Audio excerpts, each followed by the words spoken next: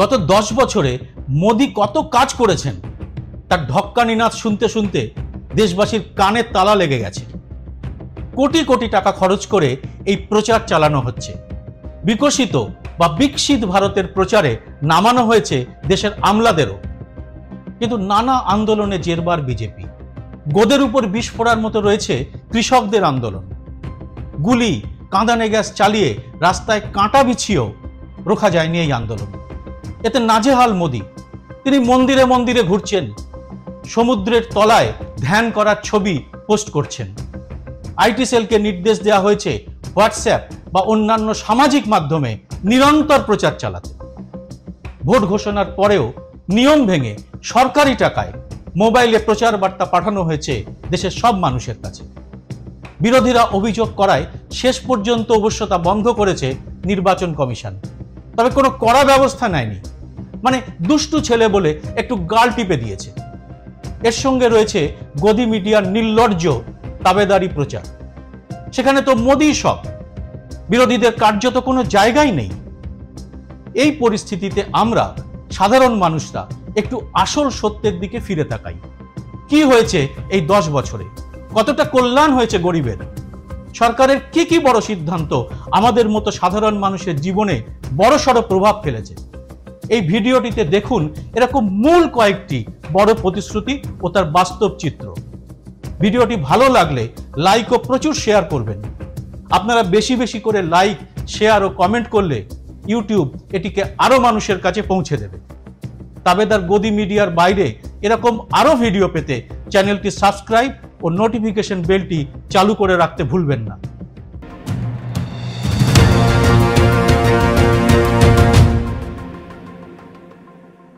নমস্কার, সবাইকে স্বাগত। আমি সুব্রত বসু। মোদি সরকারের 10 বছরের কথা বলতে গেলেই সবার আগে আমাদের মতো সাধারণ মানুষের মনে আসে এক আচ্ছে দিনের প্রতিশ্রুতির কথা। সরকার আসার আগে মোদি এবং তার দলের মূল প্রচারের সুরটি ছিল জিনিসপত্রের চড়া দামের বিরুদ্ধে। ভোটাররা ভেবেছিলেন মোদি এলেই সংসার চালাতে কিছুটা সুরাহা হবে। কিন্তু বাস্তব চিত্র কি? আসুন নিত্য প্রয়োজনীয় কয়েকটা জিনিসের দাম এক ঝলকে দেখে নেওয়া যাক। রান্নার গ্যাস 10 বছর আগে অর্থাৎ 2014 সালে মোদি সরকার আসার সময় ছিল 410 টাকা। এখন তা বেড়ে হয়েছে প্রায় 1000 টাকা। গ্যাসের পাশাপাশি দেখে নেওয়া যাক পেট্রোল এবং ডিজেলের দাম, কারণ এই দুটি দামের উপর নির্ভর করে আমাদের রোজকার যাতায়াত এবং প্রতিটি জিনিসের পরিবহনের খরচ। প্রথমে পেট্রোল 14 সালে ছিল 71 টাকা লিটার, এখন তা 100 টাকার উপরে। ডিজেল 14 সালে কিনেছেন 57 টাকায়, এখন তা প্রায় 90। ভালো চালের দাম ছিল 36 টাকা, এখন তা 70। আটা ছিল 22 টাকা, এখন তা 40। সর্ষের তেল ছিল 90 টাকা, এখন তা 140 টাকার মতো। দুধ 35 টাকা লিটার, এখন তা 60 টাকার উপরে। দেশি ঘি 300 টাকা থেকে বেড়ে 600 টাকা। মধ্যবিত্ত বাঙালি তো পোস্তের স্বাদ কার্যত ভুলতেই বসেছেন। তালিকার দীর্ঘ করব না, তবে দাম বাড়লে ক্ষতি নেই যদি মানুষের রোজগারও পাল্লা দিয়ে বাড়ে। কিন্তু আয়ের চিত্রটা এই সময় কেমন হয়েছে তা একবার দেখে নেওয়া যাক। ইন্ডিয়াস কনজিউমার ইকোনমিক সমীক্ষা বলছে 16 সাল থেকে 21 সালের মধ্যে দেশের 20% ধনী মানুষের আয় বেড়েছে 40%। দেশের 60% গরিব ও মধ্যবিত্তের আয় কমেছে প্রায় 50%। মানে অর্ধেক হয়ে গেছে দেশের সবচেয়ে বেশি সংখ্যক মানুষের রোজগার। পরিস্থিতিটা ভাবুন। এই তো গেল আমাদের মতো সাধারণ মানুষের নুন আনতে পান্তা ফুরোনোর গল্প। অর্থাৎ আয় কমলো অনেকটাই, কারো ক্ষেত্রে তা অর্ধেক হয়ে গেল, কিন্তু নিত্য প্রয়োজনীয় জিনিসের দাম প্রায় দ্বিগুণ বাড়ল। সংসার চালানোই এখন দায় হয়ে পড়েছে আমজনতার। এরপরেও তো আছে ওষুধের আকাশ ছোঁয়া দাম বৃদ্ধি। 1 এপ্রিল থেকেই আবার বেড়েছে ওষুধের দাম। গত কয়েক বছরে সব মিলিয়ে প্রায় 12% বেশি বাড়ল ওষুধের মূল্য। এই বৃদ্ধি নজিরবিহীন, আর সঙ্গে সঙ্গে বেড়েছে বাচ্চাদের পড়াশুনোর ও যাতায়াতের খরচও।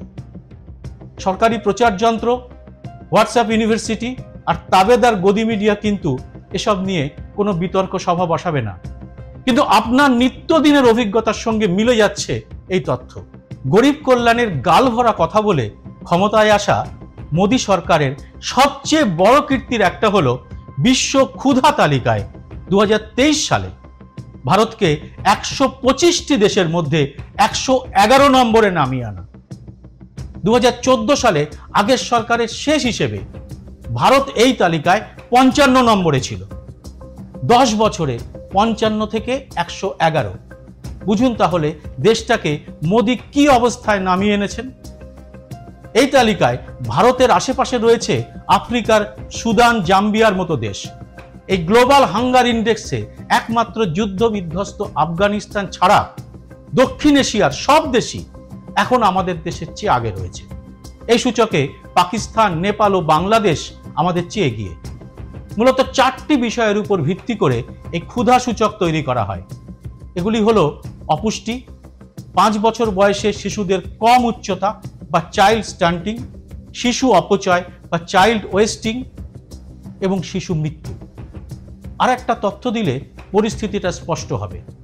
ভারতে 15 থেকে 24 বছরের মেয়েদের, অর্থাৎ যারা প্রায় মা হবেন, এরকম 58% মহিলা, মানে অর্ধেকেরও বেশি, অ্যানিমিয়া বা রক্তাল্পতায় ভুগছে। তাই ক্ষুধার এই মোদী জামানায় ভারতের অবস্থা বড়ই গদ্যময়। তাবেদার মিডিয়ার রংদারি প্রচার দিয়ে তা কিন্তু ঢাকা যাবে না। মোদী সরকার অবশ্য বিদেশের এইসব বেসরকারি সংস্থার করা সমীক্ষা রিপোর্টকে একেবারেই পাত্তা দেয় না। কিন্তু যদি প্রশ্ন করেন আমাদের দেশের গরিবী সংক্রান্ত সরকারি তথ্য কই, কোনো জবাব পাবেন না। কারণ আগের সরকারের আমলে নিয়মিত এই তথ্য প্রকাশিত হলেও মোদী জমানায় তার প্রকাশ বন্ধ করে দেওয়া হয়েছে। বন্ধ করে দেওয়া হয়েছে সেন্সাস বা জনগণনাও, অর্থাৎ দেশে কত গরিব তার কোনো তথ্যই সরকারের হাতে নেই। তথ্য নেই মানে গরিবও নেই। না রহেগা বাঁশ, না বাজেগি বাঁশরি। সরকার এখন ঢাক পিটিয়ে জানিয়েছে দেশের 80 কোটি মানুষকে বিনামূল্যে রেশন দেওয়া হয়। তাহলে কি ধরে নেওয়া যেতে পারে দেশের 80 কোটির কাছাকাছি মানুষের সরকারি বিনামূল্যের খাবার ছাড়া দিন চলে না? হিসেব কে দেবে? মোদী সরকারের আরো একটি বড় প্রতিশ্রুতি ছিল বিদেশে চলে যাওয়ার টাকা দেশে ফিরিয়ে আনা এবং কালো টাকা বন্ধ করা। আসুন দেখা যাক সেখানে কি হয়েছে। বিদেশ থেকে কালো টাকা ফেরত আনা নিয়ে সরকারি প্রচার যন্ত্রে বা গদি মিডিয়ায় এখন আর কোনো ঢক্কানিনাদ নেই। কারণ সবাই জানেন এই সরকারের আমলে বিদেশে জমা হওয়া একটি টাকা তো ফেরেইনি, বরং দেশ থেকেও উধাও হয়েছে নীরব মোদী, বিজয় মালিয়ার মতো লুটেরারা। তাদের ফিরিয়ে আনতে পারেনি সরকার। আর কালো টাকা বন্ধের কথা উঠলেই মনে পড়ে যায় 16 সালের 8 নভেম্বরের রাত 8টার সেই ভয়ঙ্কর সিদ্ধান্ত ঘোষণার কথা। প্রধানমন্ত্রীর সেই 500 এবং 1000 টাকার নোট বাতিলের কথা শুনে আমার আপনার অবস্থার কথা। এটিএম আর ব্যাংকের সামনে লম্বা লাইন, একের পর এক মানুষের মৃত্যুর কথা। 4 ঘন্টার মধ্যে দেশের 86% নোটই বাতিল করার সেই নজিরবিহীন আঘাত এখনো সামলে উঠতে পারেননি অনেক ছোট এবং মাঝারি ব্যবসায়ী। এখনো নতুন চালু করা 2000 টাকার নোট বাতিল করে জোড়াতালি দিয়ে সেই সিদ্ধান্তের খারাপ দিকগুলো ঢাকার চেষ্টা চলছে। নোটবন্দির মতো সিদ্ধান্তের ক্ষতি এখনো বয়ে চলেছে আমাদের অর্থ ব্যবস্থা। অথচ যে যে কারণে এই নোট বাতিল করা হয়েছিল তার কোনোটিই পূরণ হয়নি। বলা হয়েছিল এই নোটবন্দির মূল উদ্দেশ্য কালো টাকা বন্ধ করা, জাল নোট সমূলে বিনাশ করা এবং ডিজিটাল লেনদেন বাড়ানো। এর সঙ্গে জঙ্গি মোকাবেলার কথাও পরে জুড়ে দেওয়া হয়।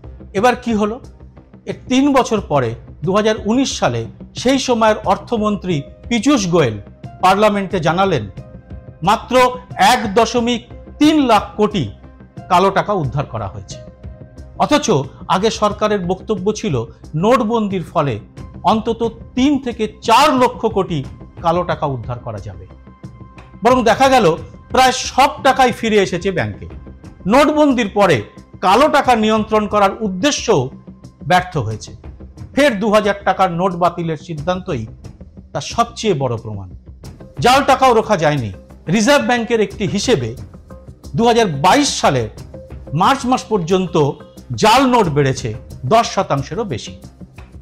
নোটবন্দির আরেকটি উদ্দেশ্য ছিল ডিজিটাল লেনদেন বৃদ্ধি করা, এরও উল্টো ফল হয়েছে। 16 সালে নোটবন্দির সময় সাধারণ মানুষের হাতে নগদ টাকা ছিল 17.7 লাখ কোটি। 22 সালের অক্টোবরে দেখা গেল তা বেড়ে হয়েছে 30.88 লাখ কোটি। অর্থাৎ নগদের কারবার প্রায় দ্বিগুণের কাছাকাছি এসে গিয়েছে। নোটবন্দি করে জঙ্গি রোখার কথা এখন তো আর কেউ মুখেও আনেন না, কারণ তাহলে একের পর এক জঙ্গি হামলা, বিশেষ করে পুলওয়ামার মতো বড় ঘটনা নিয়ে যে প্রশ্ন তুলেছেন বিজেপিরই নেতা সত্যপাল মালিক, তা সামাল দেওয়া যাবে কি? তাহলে কি দেখা গেল? নোটবন্দি কার্যত একটা অতি অবিবেচক এবং জনবিরোধী সিদ্ধান্ত ছিল। মোদি বলেছিলেন এই সিদ্ধান্ত সফল না হলে তাকে চৌরাস্তায় দাঁড়িয়ে জনগণ যে সাজা দেবেন তা তিনি মাথা পেতে নেবেন। কিন্তু তাকে এ নিয়ে এখন কোনো সভায় আর একটি কথাও বলতে শুনেছেন? মোদি সরকারের আমলে আমাদের দেশের সবচেয়ে বড় সমস্যার একটি হলো বেকারত্ব। বেকারদের সংখ্যা দেশে কিভাবে বাড়ছে তা আমাদের চারদিকে তাকালেই স্পষ্ট হয়। গরিব ও মধ্যবিত্তের প্রায় প্রতিটি ঘরে বেকার যুবক যুবতী কাজের খোঁজে প্রাণপাত করছেন।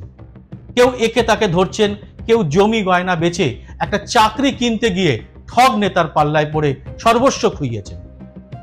কেউ হতাশার অন্ধকারে ডুবে যাচ্ছেন, কেউ বা নৈতিকতা বিসর্জন দিয়ে বিপথে যাচ্ছেন। মোদি সরকার ফি বছর 2 কোটি করে চাকরি দেবে বলে প্রতিশ্রুতি দিয়েছিল, কিন্তু এই 10 বছর পালনের সময় আর কেউ দেশের এই সমস্যাটি নিয়ে তেমনভাবে মুখ খুলছেন না। কেউ বা নানা অদ্ভুতুড়ে তথ্য হাজির করে বোঝাতে চাইছেন আত্মনির্ভর ভারত প্রকল্পে দেশের কত বেকার স্বনির্ভর হয়ে উঠেছেন। কিন্তু বিশ্ব ব্যাংকের 2021 সালের সমীক্ষা রিপোর্ট সামনে এনে বিশ্বখ্যাত অর্থনীতিবিদ কৌশিক বসু দেখিয়েছেন বিশ্বের সবচেয়ে চড়া বেকারত্বের তালিকায় 4 নম্বরে রয়েছে ভারত। আমাদের দেশের আগে রয়েছে ইয়েমেন, ইরান এবং লেবানন।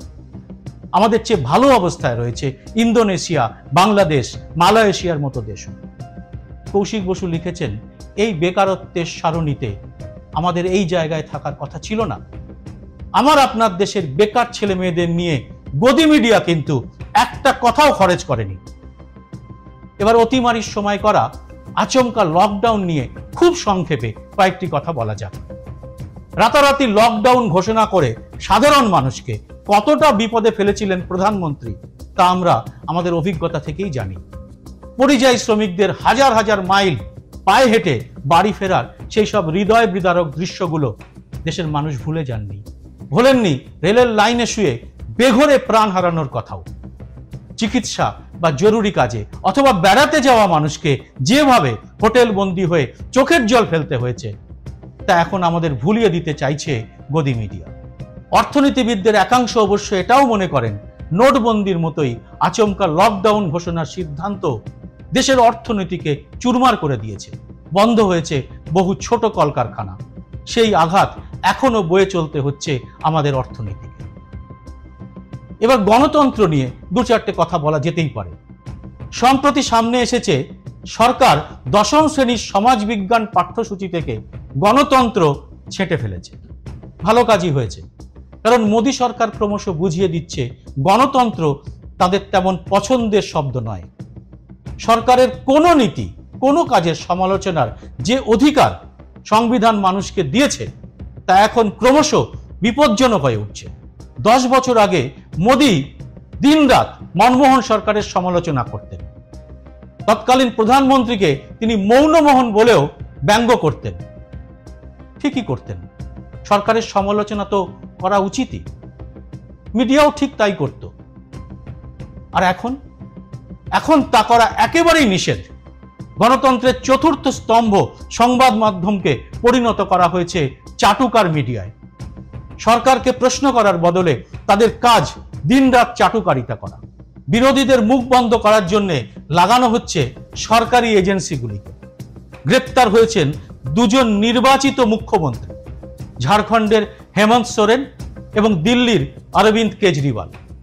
বিরোধী দল কংগ্রেস, সিপিএম, সিপিআইয়ের বিরুদ্ধে লাগানো হয়েছে আয়কর দপ্তরকে। ভোটের মুখে কংগ্রেসের ব্যাংক অ্যাকাউন্ট ফ্রিজ করে দেওয়া হয়েছে বহু পুরনো অভিযোগের ভিত্তিতে। পরিস্থিতি নিয়ে উদ্বেগ প্রকাশ করেছে জার্মানি এবং আমেরিকার মতো বন্ধু দেশও। নাগরিক সমাজ ছাত্রদের আন্দোলনকে দুষ্কৃতি দিয়ে, লাঠিপেটা করে বা পুলিশ দিয়ে গ্রেপ্তার করে শেষ করার চেষ্টা হচ্ছে।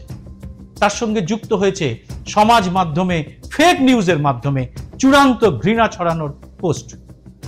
উৎসাহিত করা হচ্ছে বিজ্ঞান বিরোধী নানা কুসংস্কার, মনুবাদী উৎকট সব ধারণা এবং নানা কুকর্মে জড়িত সাধু বাবাদের একাংশকে।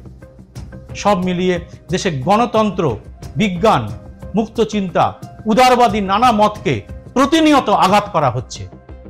বিদ্বেষ বিষে জ্বলছে মণিপুরের মতো রাজ্য। তার সমাধান করতে কোনো উদ্যোগই দেখা যাচ্ছে না। গোরক্ষকরা পিটিয়ে মারছে নিরীহ মানুষকে। হিজাব হালালের মতো নানা বিষয় তুলে আনা হচ্ছে।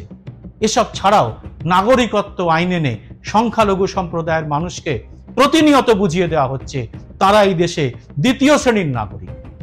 দলিতদের উপরে প্রকাশ্যে নানা রকম অত্যাচার চলছে। গায়ে পেচ্ছাপ করার মতো ঘটনাও সামনে এসেছে। মুখে বেটি বাঁচাও স্লোগান দিয়ে তাদের উপর অত্যাচার করা দলীয় সাংসদদের পাশে দাঁড়াচ্ছে এই সরকার। বিপন্ন বোধ করছেন মহিলারাও। তবে এই 10 বছরে সরকারের আরো নানা কাজ, যা সাধারণ মানুষকে নানা সমস্যায় প্রতিনিয়ত ফেলে চলেছে, তার কয়েকটির উল্লেখ রাখা উচিত। এর মধ্যে রয়েছে এক অদ্ভুত জিএসটি ব্যবস্থা চালু করে দেশের ছোট মাঝারি ব্যবসায়ীদের ক্ষতির মুখে ফেলে দেওয়া, ছোট আয়করদাতাদের নাভিশ্বাস উঠিয়ে দেওয়া, নিত্য নতুন ফরমান জারি করে আধার কার্ডের সঙ্গে এটা ওটা যুক্ত করতে বলে গরিব নিরক্ষর মানুষকে চূড়ান্ত হেনস্থার মধ্যে ফেলা, বিভিন্ন শ্রমিক স্বার্থ বিরোধী আইন তৈরি ও সংস্কার করা, প্রতিশ্রুতি দিয়েও কৃষকদের ন্যূনতম সহায়ক মূল্য বা এমএসপি দেওয়ার আইন ঝুলিয়ে রাখা, এমএসএমই বা কুটির শিল্পকে উৎসাহ না দিয়ে ক্রমশ লাটে তুলে দেওয়ার ব্যবস্থা করা। রেলের যে হাল করা হয়েছে তার মূল্য তো প্রাণ দিয়ে চোকাতে হচ্ছে সাধারণ মানুষকে। শিক্ষাক্ষেত্রে বিজ্ঞান বিরোধী নানা নীতি এনে আধুনিক বিশ্বের কাছে নিজেদের হাস্যাস্পদ করে তোলা হচ্ছে। পাঠ্যক্রম থেকে বাদ পড়ছে ডারউইন তত্ত্ব। এত দীর্ঘ এই তালিকা যে তা বলে শেষ করা সত্যিই কষ্টকর।